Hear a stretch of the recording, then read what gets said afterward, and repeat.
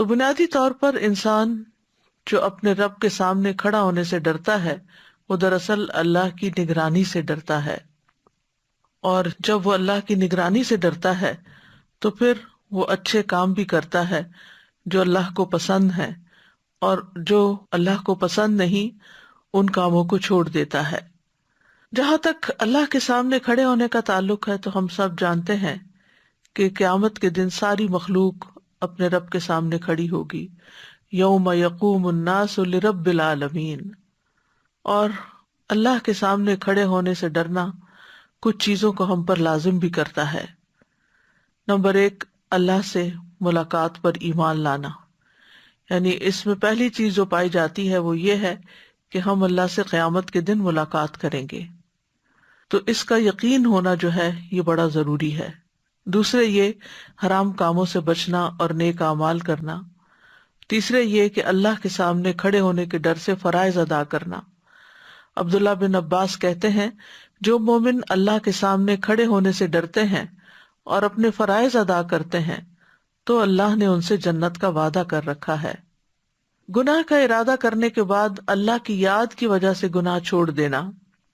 یعنی وَلِمَنْ خَافَ مَقَامَ رَبِّهِ، یعنی اس کو خیال آ جاتا ہے کہ مجھے تو اپنے رب کے سامنے کھڑے ہونا ہے، اپنے رب سے ملاقات کرنا ہے، تو میرا کیا بنے گا، اور اس طرح انسان اس برے کام کو اللہ کی نگرانی کو ذہن میں رکھتے ہوئے چھوڑ دیتا ہے اور اس کی بجائے نیکی کا رستہ اختیار کر لیتا ہے۔ ضحاک کہتے ہیں کہ یہ اس آدمی کے لیے ہے جو تنہائی میں اور ظاہر میں اللہ کی نگرانی کو ذہن میں رکھتا ہے اور حرام میں جو کچھ سامنے آتا ہے وہ اس کو اللہ کے ڈر سے چھوڑ دیتا ہے، اور وہ جو بھی نیکی کا عمل کرتا ہے اس کو اللہ کی طرف پہنچا دیتا ہے، اور پسند نہیں کرتا کہ اس کے نیک عمل سے کوئی آگاہ ہو، یعنی وہ خفیہ طریقے سے خاموشی کے ساتھ چھپا کر نیکیاں کرتا ہے، اپنی نیکیوں کا اشتہار نہیں دیتا۔ اس کا مطلب یہ بھی ہے کہ اللہ کے ڈر سے انسان اپنی خواہشات کو ترک کر دے۔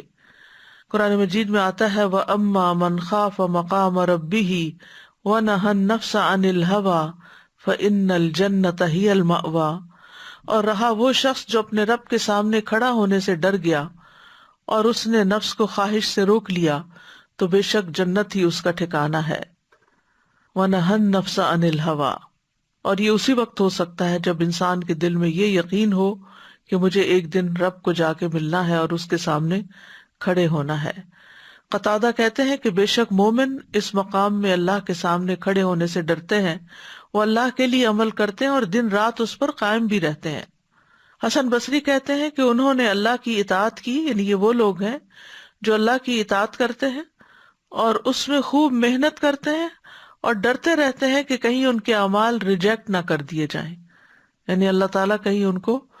پسند نہ کرے اور قبول نہ کرے، تو اس بات کا انہیں بہت ڈر ہوتا ہے۔ وہ کہتے ہیں کہ مومن احسان اور خشیت جمع کرتا ہے،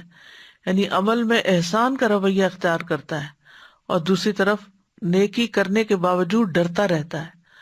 اور منافق بدعملی اور بے خوفی کو جمع کرتا ہے، عمل بھی کچھ نہیں کرتا اور ڈرتا بھی نہیں ہے۔ لیکن مومن اس کے برعکس اپنے گناہوں سے ڈرتا رہتا ہے۔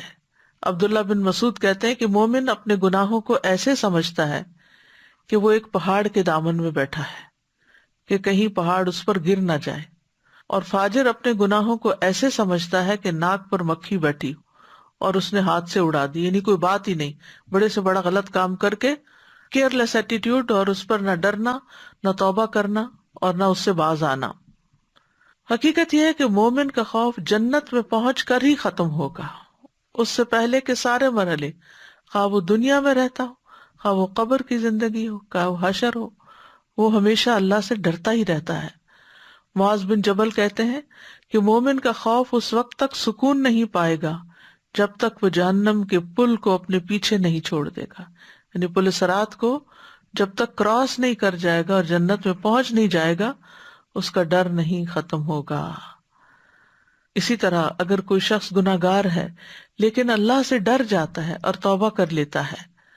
تو اس کے لیے بھی یہ خوشخبری ہے۔ جنت کے 2 باغوں کے بارے میں آتا ہے کہ 2 باغ چاندی کے ہیں اور 2 سونے کے ہیں۔